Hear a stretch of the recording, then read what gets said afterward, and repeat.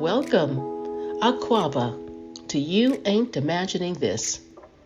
I'm Amma Robin, your host and teller at this sanctuary of calm, connection, and community.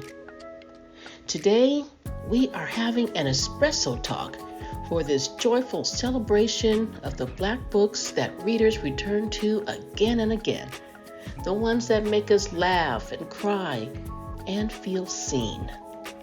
From Baldwin to Butler, Morrison to contemporary favorites, we're going to get to that in a minute, this episode is filled with love for Black literature and the authors that speak directly to our spirit. I know you have some names. I'm going to name some too. We're going to bring that together.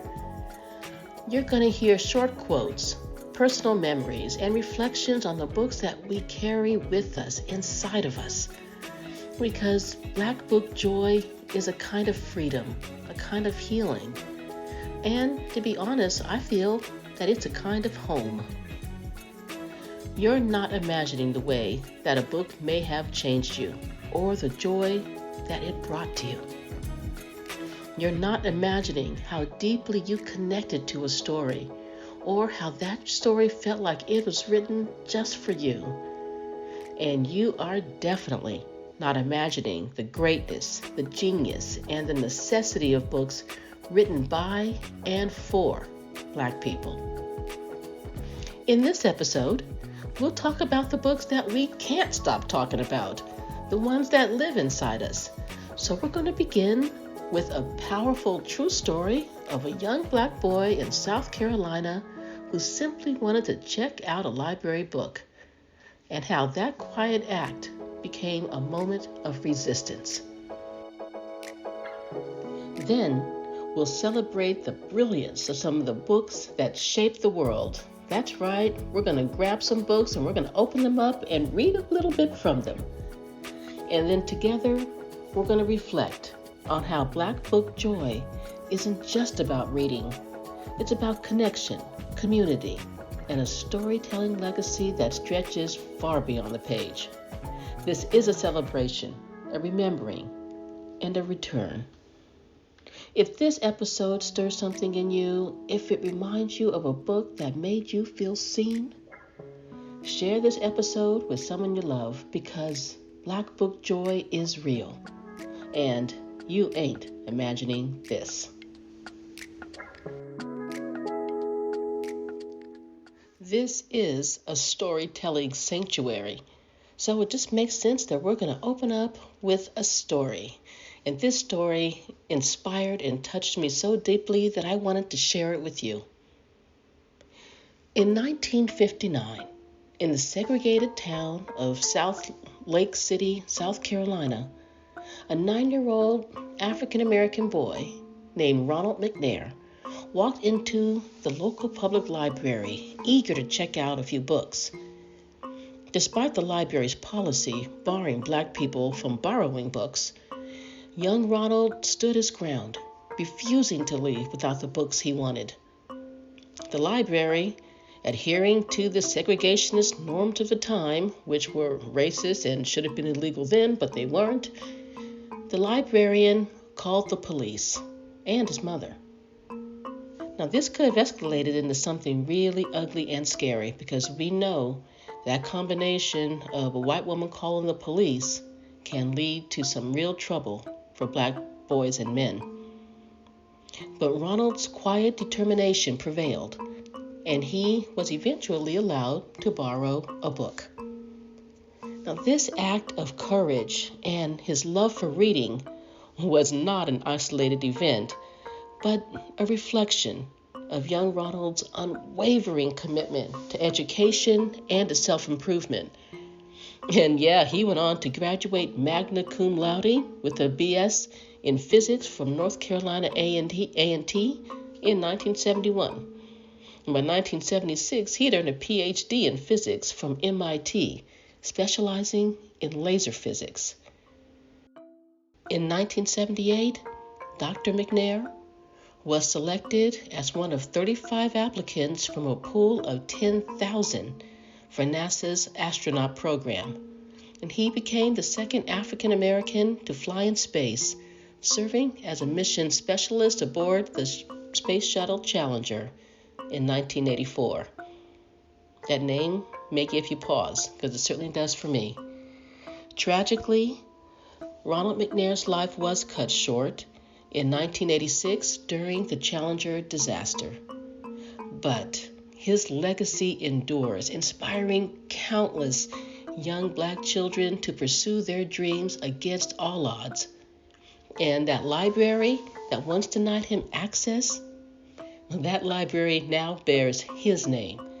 And this serves as a testament to his life's journey and the transformative power of education and his enduring desire to read. You might think that Ronald McNair's story is about Black pain, but it's far from it. No, this is a story about Black joy. History captures the essence of Black book joy, the profound love for reading and learning that persists despite systemic barriers and sometimes very personal barriers. Ronald McNair's life reminds us that books aren't just sources of knowledge, but really instruments of empowerment and liberation and joy. As we, reflect on Ronald McNair's journey, let's also honor our own paths of discovery and the joy that comes from embracing the written word.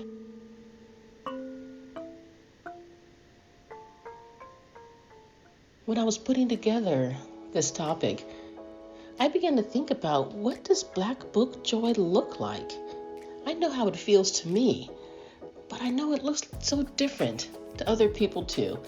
But in case you have no idea what Black book joy looks like, I thought that I would just have a short discussion about that, and, then we'll go on to some other topics. So what does Black joy look like in the context of reading? For me, I see a child curled up in the corner of a room with a worn-out copy of Roll of Thunder, Hear My Cry.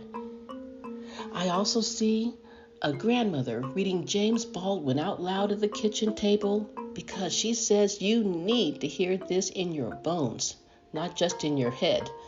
Actually, that's what my grandmother said to me. It can look like a stack of banned books proudly displayed on your nightstand. Oh, that's just powerful. It can look like a crowded Black bookstore on a rainy afternoon, people laughing, debating, sharing titles, reclaiming truth. Black book joy is not just about reading for fun. Oh, that's a great thing. But it's something we absolutely deserve. It's about feeling seen on the page.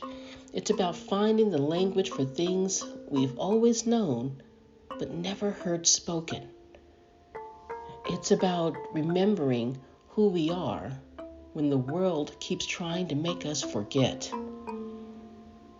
Black joy in books is revolutionary because it's intimate, it's resistance, and it's sometimes loud and joyful.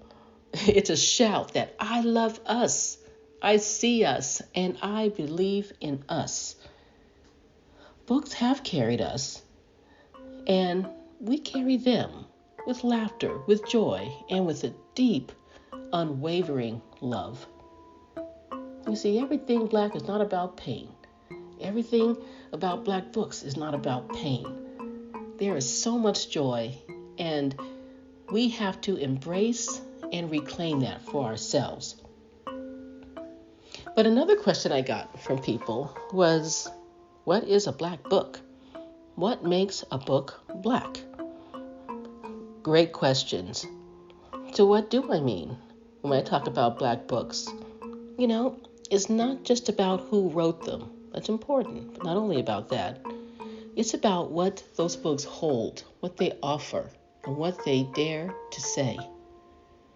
Black books reflect Black life, not just in suffering, not just in survival, not just in resistance, but also in rest in joy, in love, in laughter, and imagination, in all its complexities. The Black community is not a monolith. We don't all feel and experience the same things. So a Black book has to reflect those different experiences. And a Black book doesn't have to be about racism to be powerful. It can be about love, memory, freedom, dreaming, healing, faith, and even friendship. It can be soft. It can be experimental. It can be weird. It can be scary. And it can be funny. Black books are often written in a world that tries to ignore them or to ban them or to diminish them. So each book becomes a living document, a cultural heirloom, I like to think of it, and I even see it as a mirror and a map.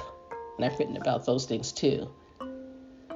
And the Black reading experience, well, that's all the same for everybody. Wrong? Absolutely not. It's layered. It's complex. It's joy, deep soul-feeling joy when we find ourselves on the page. It can be safety when a book sees us in ways that the world refuses to. It can be pride when we read our histories, our brilliance, our possibilities, our differences. It can be grief when we know these stories are still questioned and erased. We've read in libraries that didn't want us. We've passed books under desks and around in barber shops, and we hid them in kitchen drawers. We've read to each other, and we've read for each other. And we've read for ourselves. Black books and Black readers have always found each other despite the bans, the erasure, the noise, the diminishment, the punishment. And when we do, it is magic. It's memory. This is Black Book Joy. Wow, we've talked a lot about Black Book Joy. Let's start talking about those books. It's time. We all know it, that there are some books that we just can't stop talking about or thinking about that are somehow just always with us. And they may not be because they're popular. Some are. And may not be because someone said we should read them. Sometimes it happens, mostly not. But they're really because they've done something to us. These books may have made us feel seen or made us feel smart, made us feel sacred.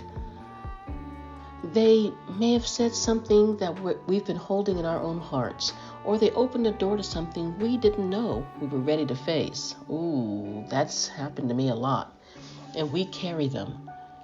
I'm here to share my short list of books. I call it my We Gon' Be Alright list of books, because I can't stop talking about them, and sometimes some of them are painful, some of them are light and easy, but they always lead me back to we gon' be all right. And this isn't about telling you that these are the best books or that they're the books everyone should read. And that's not me. That's not my job. These are books that I read and that I loved. These books transformed me. I was a different person at the end of the book than I was when I started it. They didn't always make me smile or laugh, but they became a part of my DNA. For me, sharing this list with you is a sacred and joyful act, and I hope that you'll share your list of sacred books with me. I would love to know which books touched you or transformed you. We are a community, so sharing is an honor and a privilege. And please recognize that sharing this list with you tells you about the books, but it tells you and speaks more deeply about me, about who I am. Let's get started. Okay, we are going to start with the oldest book in the series. This is The Incidents in the Life of a Slave Girl by Harriet Jacobs. Now, this was not an easy book, but I kept returning to it because it showed me the costs of internalized pain and the power of naming it. This book reminds me that Black pain is real and that I've carried it from my ancestors up to this day. Harriet Jacobs, I think this book is so special because Harriet Jacobs wrote her own story about her life as an enslaved girl. I think that slave narratives are very important, but particularly when written by the enslaved person, him or herself. Frederick Douglass wrote 3 autobiographies, but Harriet Jacobs' story needed to be told, and it still needs to be told. And I'm going to say a little bit of something about it right now. I'm going to read from this book. You see, I have the actual book here because I love reading and holding books, and because I love this book, so I'm sharing it with you. You know, this book was first published in 1861 under a pseudonym. This is the autobiography of Harriet Jacobs, a mother, a fugitive, and a formerly enslaved person. She was a slave at the time. The book outlines her life, the struggle she faced as a female slave, as well as the hardships she endured to protect her children and the fear of them being sold, as well as a precious historical document. It's timeless. It's an exploration of the issues of race, gender, and the struggle for freedom. Let's hear a few of Miss Jacobs' words. I'll just read a few from the very first paragraph. I was born a slave, but I never knew it till 6 years of happy childhood had passed away. My father was a carpenter and considered so intelligent and skillful in his trade that when buildings out of the common line were to be erected, he was sent for from long distances, to be the head workman. On condition of paying his mistress $200 a year and supporting himself, he was allowed to work his trade and manage his own affairs. His strongest wish was to purchase his children, but though he several times offered his hard earnings for that purpose, he never succeeded. In complexion, my parents were a light shade of brownish yellow and were termed mulattoes. They lived together in a comfortable home, and though we were all slaves, I was so fondly shielded that I never dreamed that I was a piece of merchandise, trusted to them for safekeeping, and liable to be demanded of them at any moment. I'm going to stop right there because, we have some other books to get to, but I want to thank Harriet Jacobs for writing this book and for sharing her story. Now we're going to jump a little bit ahead of time and do another book in a genre that I've been very interested in, just Afrofuturism, and that leads me to one of my favorite authors, Octavia Butler, and the book, The Parable of the Sower. This book doesn't just tell a story. It dares us to imagine a future shaped by truth, vision, and spiritual evolution. Through Lauren Olamina, that's the main character, Butler gives us a young woman who sees clearly in a collapsing world and works to plant something new. Yeah, it's about survival, but it's more than that. Really, this is about creation. And I keep talking about this book because it feels like a warning and a guide, and actually it feels like what may be happening right now. We're going to hear about this. Earthseed isn't just fiction. It's a blueprint for what we might become if we choose to change. One of the things, this is a short quote from the book, but it's really the theme that underlies the whole book and can be really carried out into life. She says, all that you touch, you change. All that you change, changes you. The only lasting truth is change. God is change. Oh, Octavia Butler, wow, she can so clearly and so powerfully. Now, I'm going to read from a book from when I was a child. Wow, this was Roots, The Saga of an American Family by Alex Haley. Now, this book moved me and changed me in so many ways, and actually, a movie was written about it too, was made from it as well. And that not only changed me, I think that changed everyone around me. Not always for the better, but certainly there was a change. And I want to read a little bit from that book. Actually, I met Alex Haley, and he signed this edition of my book. So whenever I travel with this book, and I travel with it with me. It will never be checked. Roots wasn't just a book, though. It was an origin story. And Alex Haley, traced his family line from West Africa through slavery and into freedom. And in doing so, he gave generations of Black readers permission to reclaim what was stolen. Roots wasn't just about history, it was a memory. And saying that we weren't born in bondage. We were interrupted, we were stolen. For so many of us, it was the first time that we saw Black lineage treated with honor. And this book helped me to imagine my own ancestors, not as property, but as people, whole and brilliant and enduring, human. Reading Roots planted something in me, and this sense of origin and a right to belong, and it said, you come from somewhere, and it is powerful. Now, speaking of powerful, I'm going to read from the very first page of this book because, wow.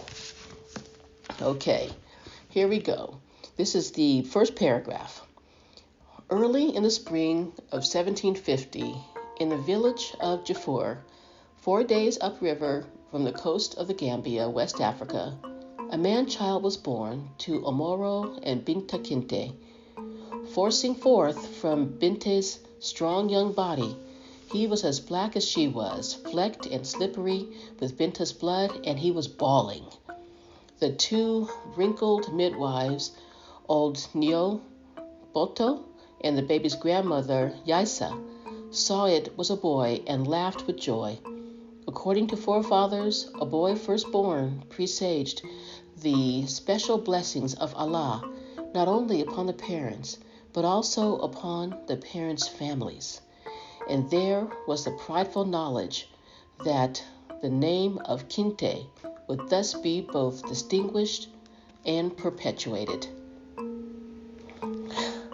I could sit here and read this for a long time, and I think that you would really enjoy it, but I'm not going to do that because we have more to get to, but it just sounds so biblical to me, and there's such beauty and joy and power about Kinte's, who we know is going to be Kunta Kinte's birth, and about his family, and about the Gambia.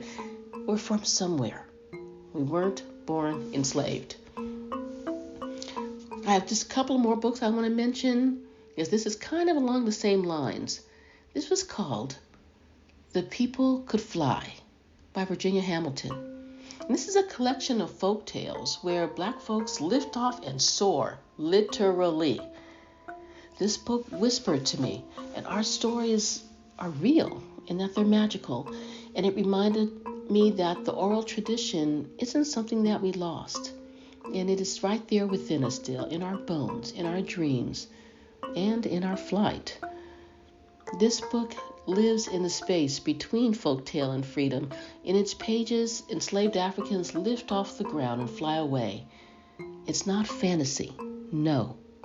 It is remembrance. These stories were told around campfires in whispered hushes through generations, and Virginia Hamilton gathered them with love and gave them back to us in print. The People Could Fly says our magic was never a myth. Our flight was never about escape. It was about return. For Black children especially, this book offered more than hope. It offered imagination and power and courage. But sometimes the greatest rebellion is simply believing that you can rise. Now I'm going to go into this book. There is an excerpt I just wanted to read to you. It's a short one, but I'm going to give you a little bit of a flavor for the book. As I said, I'm really actually reading from the book. The People Could Fly. They say the people could fly. Say that long ago in Africa, some of the people knew magic, and they would walk up on air like climbing up on a gate. And they flew like blackbirds over the fields, black shiny wings flapping against the blue sky there. And then many of the people were captured for slavery. The ones that could fly shed their wings. They couldn't take their wings across the water on the slave ships Too crowded, don't you know? The folks were full of misery then, got sick with the up and down of the sea, so they forgot about flying when they could no longer breathe the sweet scent of Africa. And that may sound like the end of the story, but I promise you, it is just the beginning. And this story and this collection of short stories just touched me and uplifted me and reminded me that we're not just human, we are superhuman. Look at what we've endured and survived and still continue to actually thrive. That takes something, and we got it. Now, the last book I want to mention is actually the only book that is an actual nonfiction book, and it's called Black Artists in America, From the Great Depression to Civil Rights. I wish you could see this book, because this book is really a visual treasure. And it's an art collection, but it's an archive of Black resilience and imagination and truth-telling through images. And this book really has a lot of discussion, but a lot of beautiful and powerful pictures. Some of them are difficult, but they're part of a story that needs telling. This book documents the works of artists who created through hardship, through censorship, and through the violence of being erased. These were artists who painted and sculpted what others refused to see. Our family's grief, our family's joy, our families in full color. In a time when Black people were denied dignity in the press, on the screen, and in books, these artists used canvas, charcoal, and light to say, "We're here. We always have been, and we always will be." Black Artists in America is a reminder that Black storytelling isn't only written.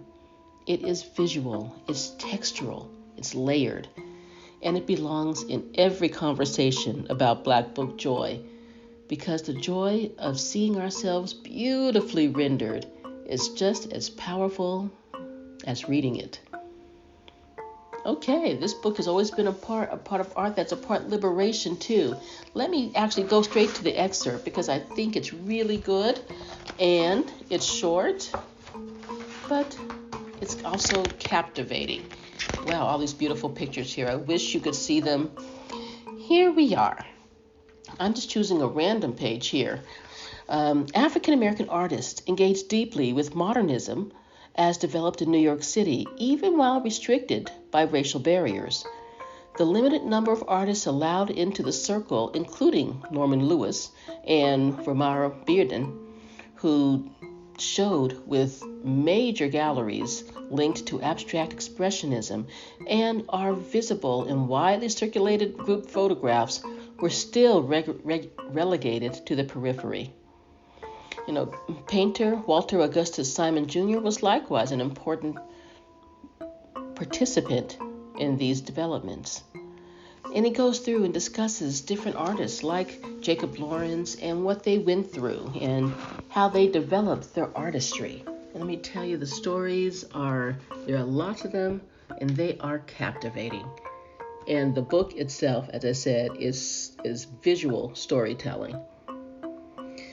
So I'm putting down specific books now because there are so many, and there are too many to even mention. And no disrespect to any book or any author that I haven't mentioned, but I want to say that there are authors that are always with me. There's Audre Lorde and Nikki Giovanni and Paul Laurence Dunbar, Toni Morrison, Bell Hooks, Ralph Ellison, and James Baldwin, always with me. We speak their names and read their lines, not just for the beauty, but because poetry has always been a part of our resistance and our joy. The written word has always been a part of our resistance and our joy. But we also celebrate bold voices shaping where we are going, where we're headed. Yes, that's right. Writers like Nnedi Okorafor, N.K. Jemisin, and a huge chorus of contemporary Black visionaries who are reimagining what freedom, community, and possibility can look like. They remind us that Black storytelling does not stop at survival. It expands into universes and into the future and into ways of being that we haven't yet dared to live. Let's start with Nnedi Okorafor. She wrote lots of books, but the book I'm holding now is called Benti. And this is a visionary tale of a brilliant Himba girl who leaves Earth to attend a galactic university. Okay, you're going to have to stretch your mind here. It blends African culture with science fiction and self-determination. And in this book, Nnedi Okorafor reminds us that stories are important and many different stories matter. Stories have been used to dispossess and to malign, but stories have also been used to empower and to humanize. And I believe that's her goal, to kind of do all of those things, the different kinds of stories. And N.K. Jemisin wrote lots of different books, but again, I like her trilogy, The Fifth Season, which really is a stunning, collection of books about survival and earth-shaping power and radical world building from a perspective of a Black woman. And she writes, be prepared for this one. Some worlds are built on hope. This one is built on blood. Wow. And that's a line that just stops me in my tracks. Yeah, it did. Because you know exactly what she means. I do. And the structures we live in today were not designed for our flourishing. The structures built today were built on extraction and exploitation and the silencing of voices like ours.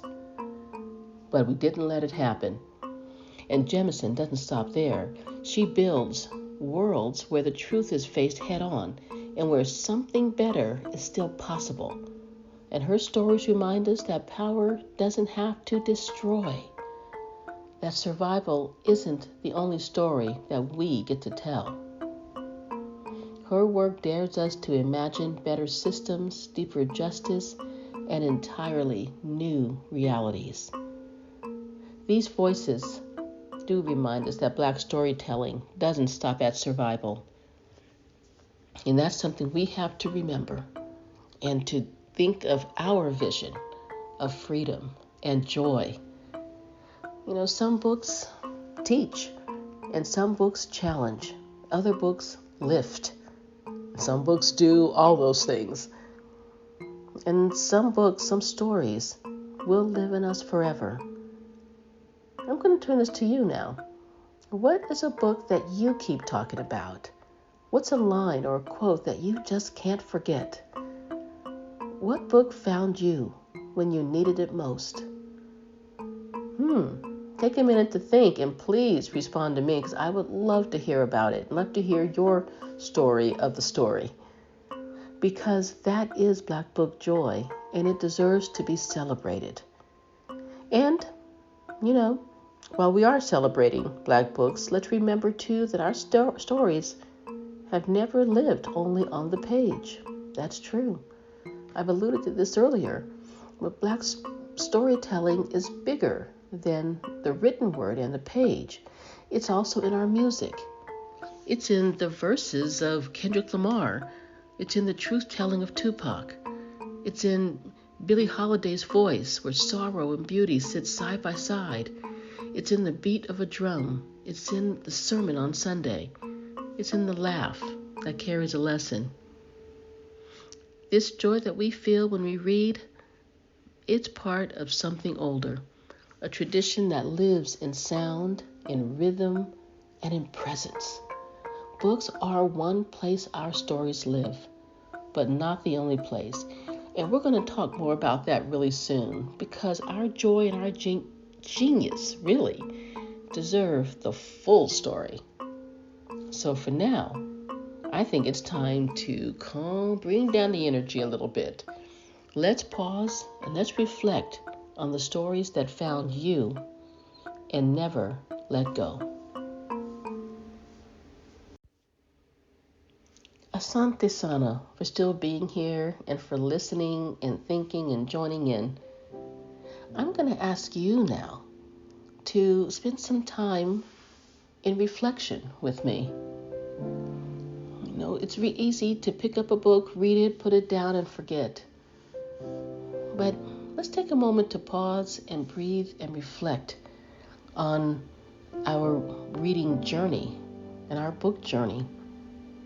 Let's take a moment to think about a book that has stayed with you.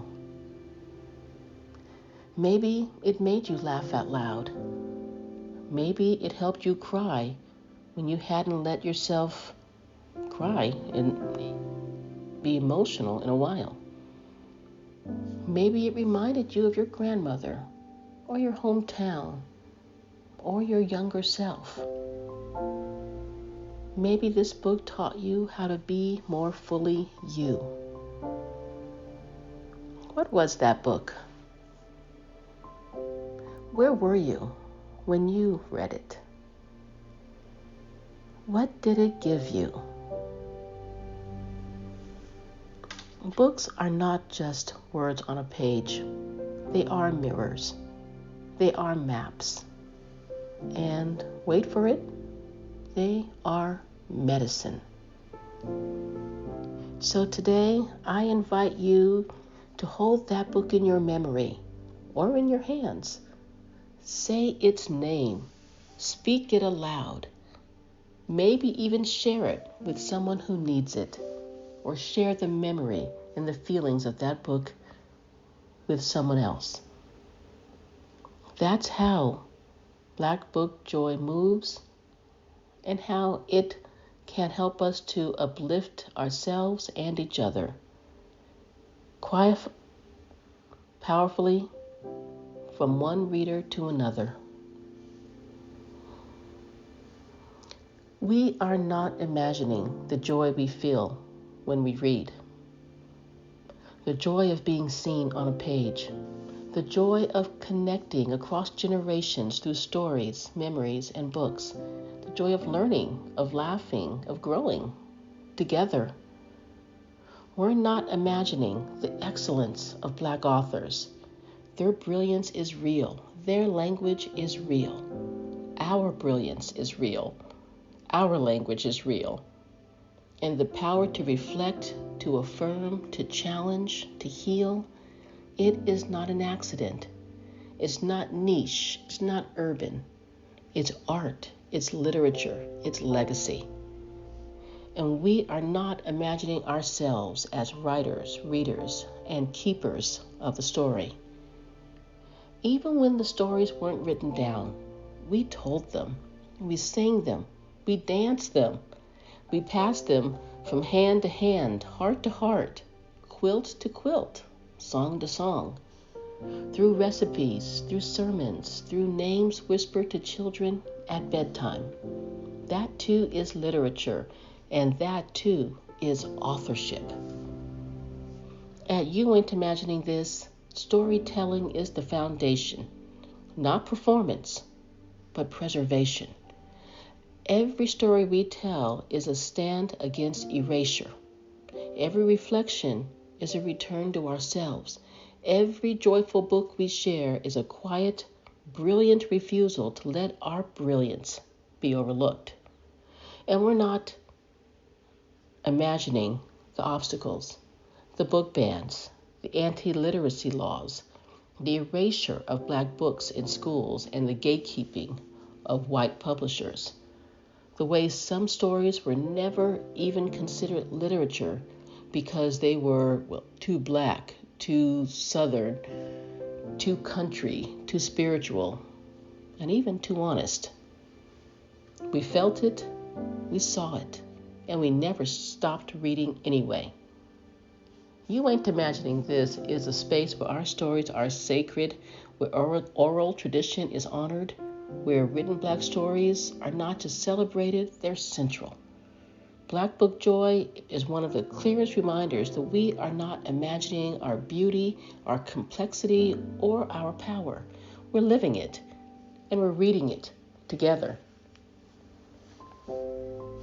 Before we close, I want to return to the story of Ronald McNair, the young black kid in South Carolina turned away from the library simply because he was black living in a predominantly white racist space. But he didn't leave. He stood his ground. And years later, he did become a physicist, an astronaut, and a scholar. And that same library now bears his name. That's one way Black Book Joy looks like. Not just happiness, but dignity, insistence, and legacy. So wherever you are today, whether you're holding a novel, rereading a poem, or telling a story to someone you love, remember you're part of that legacy too. Our stories are sacred, our joy is real, and our voices are ancient and rising. We come from a long line of readers, writers, and storytellers who never stopped, even when the world tried to silence them. If something stirred in you today, and I hope it did, because it really stirred in me reading through these books and talking with you about this. If you remembered a book that made you feel seen, or you felt joy rising as we spoke these names, know this: you are not imagining this. That joy is real. That connection is real, and Black Book Joy is real. So this week, I invite you to experience it. Reread a book you loved as a child. Gift a Black book to someone you love. Write down a line that still lives in you and carry it with you. Or just sit with a story that made you feel whole. Then come back to the sanctuary. We will keep the door open for you. I hope this is also a reminder of the importance of Black bookstores. A few episodes ago, I wrote a story about how a bookstore is more than a bookstore and how we can go beyond the bookstores. That these Black bookstores are hubs of community, of connection, and of belonging. So, wrapping this up, let me know what you're reading or remembering. Connect with me on Instagram at Ama Robin Tells. That's AMAROBINTELLS. Because I'm a teller, so I'm telling it. Or join the deeper reflection on Substack at Ama Robin Tells. Again, love to see you and talk with you on Substack. This is where joy lives. This is where you belong. You ain't alone, and you ain't imagining this. Until next time, keep your joy close and let your story breathe. Ashe, community.